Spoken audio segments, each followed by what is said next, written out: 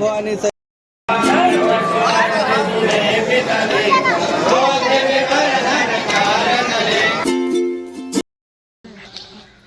Hello guys, welcome back to the Harleen vlog once again.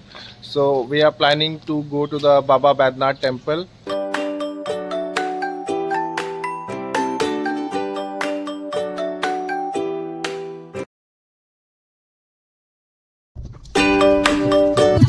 Guys, अब हम लोग यहाँ से सिर्फ 30 से 40 किलोमीटर यहाँ से दूर है और हम लोग ने यहाँ पर एक छोटा सा स्टॉपेज लिया है।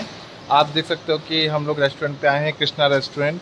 और अभी जस्ट एक मंथ पहले जिया जी गए थे बाबा धाम, तो वो इसी सेम रेस्टोरेंट में आए थे। उन्होंने बहुत तारीफ़ की थी कि यहाँ की पकौड़ी और चाय बहुत फेमस है, तो इसीलिए हम लोग यहाँ पर रुके हैं ताकि जस्ट लाइक एक छोटा सा ब्रेक लिए हैं।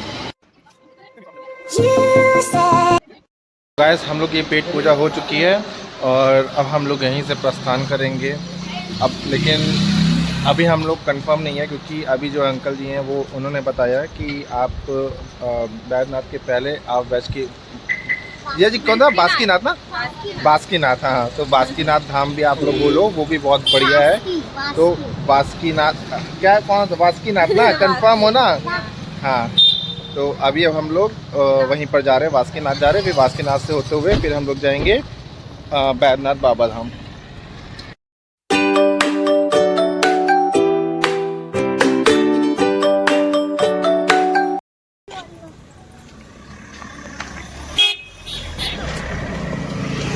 हर्षिता आज बेचारी सुबह जल्दी उठी और कार में 3 राउंड मारा ना, कार में पूरी नींद उसने पूरी कर ली तबीयत से। इसको दीदी समझ लो ना, हर्षिता का नींद से नो कॉम्प्रोमाइज। जितना घंटा माइनस हुआ तो सुबह जल्दी उठकर सारा कवर कर ली, अपनी नींद को। सोते हुए आराम से आई। हाँ, आराम से सीधी इसकी आँख बाबा धाम में खुली। बोले हैं आ गए क्या? फाइनली इसकी नींद कम से कम खुल तो गई। अरे हैं आ गए क्या? ये देखिए गाइस, जो आपको ये नदी दिख रही है, ये जो नदी कोई ऐसी वैसी नदी नहीं है, बहुत खास नदी है। और ये अब आपको जिया जी हमारे बताएंगे। जिया जी के वही नदी है? नदी नहीं, पोखरा है, तालाब। वही जो आप बता रहे थे। अभी इसकी स्टोरी हम लोग बताएंगे आपको, तब तक आप इस नदी को अच्छे से देख लीजिए। गाइस, अब हम लोग पहुंच चुके हैं बाबा धाम। हम लोग का डेस्टिनेशन आ चुका है। बहुत मुश्किल से, बहुत मुशक्कत के बाद, पार्किंग करने के बाद अब हम लोग जा रहे हैं बाबा बैद्यनाथ जी के दर्शन करने।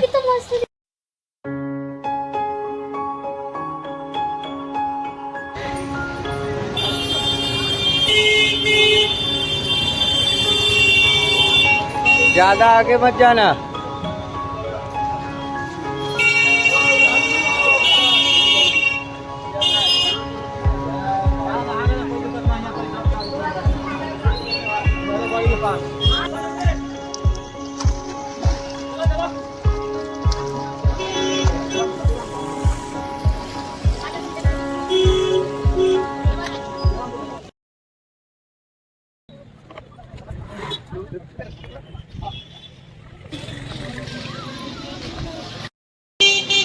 गाइस, आप भीड़ देख सकते हो यहाँ बाबा बैद्यनाथ में दर्शन करने वालों की तादाद देख सकते हो, कितना क्राउड है, कितनी ज़्यादा भीड़ है। ऑब्वियसली ये 12 ज्योतिर्लिंग में से एक ज्योतिर्लिंग है, तो भीड़ तो होनी है। अब हम लोग थोड़ा सोच रहे हैं कि कैसे यहाँ पर जाया जाए, कैसे घुसा जाए। बाबा धाम के दर्शन करना it's not an easy task, लेकिन यहाँ पर जो भी आता है उसको खुद ही शक्ति मिल जाती है, लाइन में खड़े होने की, नंगे पाँव चलने की, धूप में रहने की। जैसे को हम लोग प्लानिंग कर रहे हैं कि हम लोग को पास मिल जाए। अगर पास मिल जाएगा तो फिर हम लोग को के दर्शन 2 घंटे में हो जाएगा। लेकिन अगर पास नहीं मिल पाया तो ऑलमोस्ट हमें शाम हो जाएगी दर्शन करते करते। तो होप्स हो कि हमें पास मिल जाए और हम लोग जल्दी से भोलेनाथ भगवान की बाबा बैद्यनाथ जी के दर्शन कर लें। और उसके बाद फिर हम लोग को एक और जगह हम लोग की प्लानिंग है बासुकीनाथ जाने का। अगर टाइमली सब कुछ हो जाता है तो आज हम बासुकीनाथ जी के भी दर्शन कर लेंगे। बोल बम।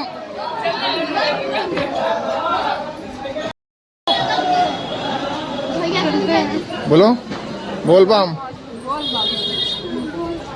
बोलो, तेज चिल्ला के बोलो तुम लोग।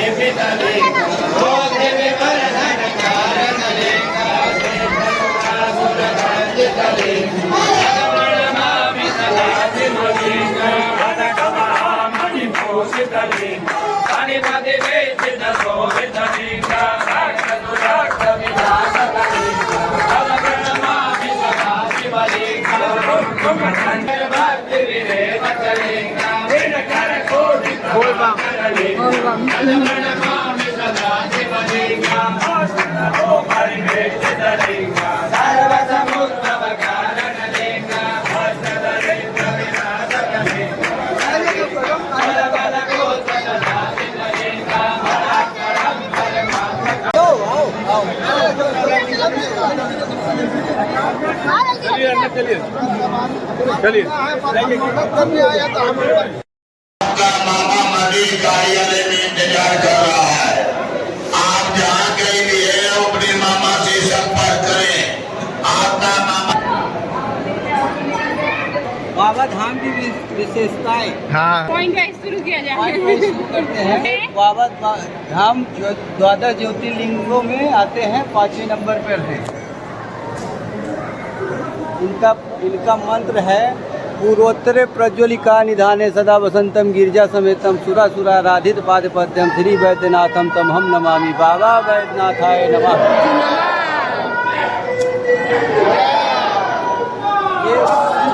ये शिव जी का साक्षात अवतार बोले जाते हैं और इनका बैजू नाम के गरड़िया के नाम से इनका नाम बाबा बैद्यनाथ धाम पड़ा है।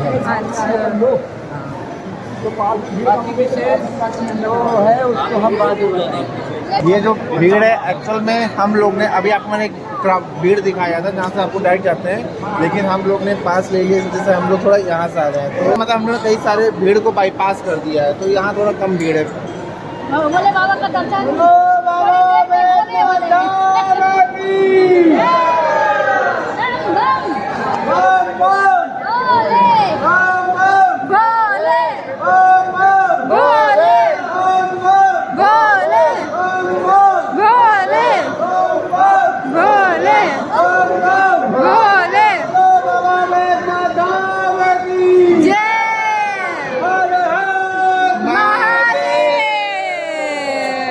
बस बहुत ही जल्दी भगवान भोलेनाथ जी के दर्शन होने वाले हैं और हम और हर्षिता बहुत सारे संकल्प लेने वाले हैं। क्योंकि हर्षिता, हम शादी के बाद हम लोग फर्स्ट टाइम किसी धार्मिक स्थल पर आए, दीदी और जीजा जी दीदी और जीजा जी के साथ।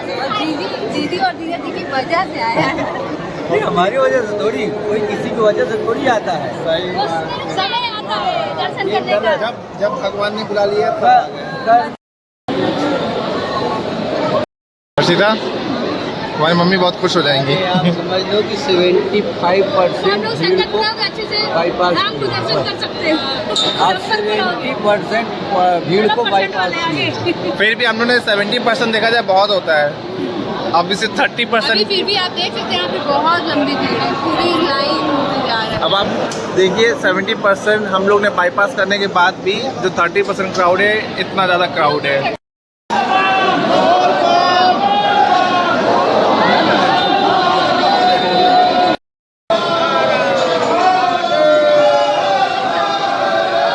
हर हर महादेव, हर हर महादेव।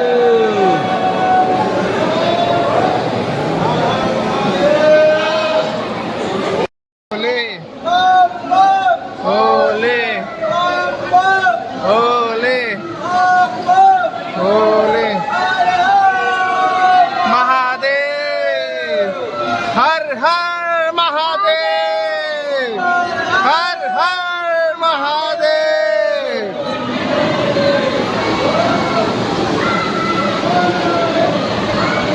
गाइस अब हम लोग की दूरी कम होती जा रही है, बहुत जल्द भोलेनाथ जी के दर्शन होने वाले हैं।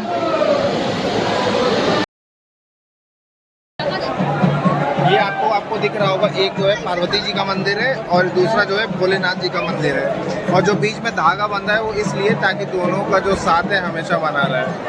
धागा इस लाइक का उनका एक अटूट बंधन है जो हमसे साथ में रहते हैं, तो दोनों लोग को जोड़ा गया है इस पवित्र धागे से। यहाँ पर जो आपको नीचे कावड़ दिख रहे होंगे, ये जो आते हैं ये सुल्तानपुर से आते हैं। अब ये लोग सुल्तानपुर से डायरेक्टली ये लोग पैदल बिना पैरों में कोई चीज़ पहने, न जूता न चप्पल, वो लोग सीधा वहाँ से आते हैं। अब आप इतनी ज़्यादा श्रद्धा है इन लोगों की। वैसे आप देख सकते हो कि दोनों मंदिर को रक्षा सूत्र से बांधा जाता है। ये देखिए आप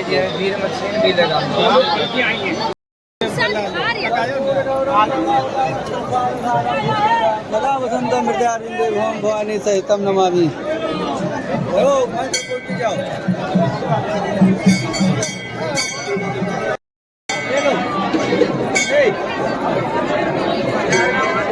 दोनों लोग भगवान जी पार्वती जी की आरती कर रहे हैं।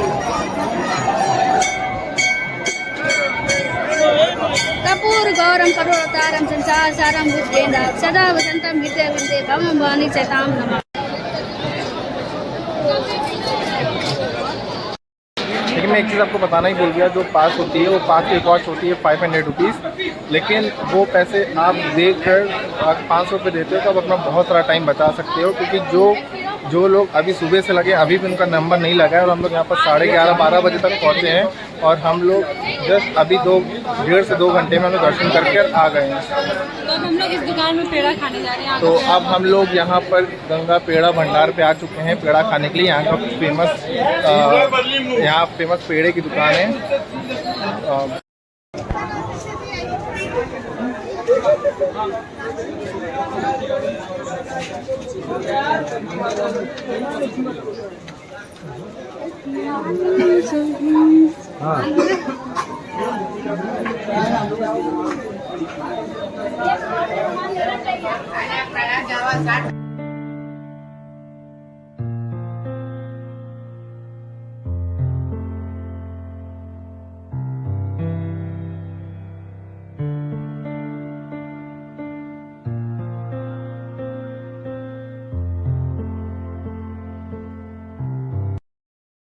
शिव जी की तपस्या किया था रावण ने, बहुत सालों तक तपस्या करने के बाद जब शिव जी प्रसन्न हुए तो उनसे वर मांग लिया कि हमारे लंका में ही आपको निवास करना है।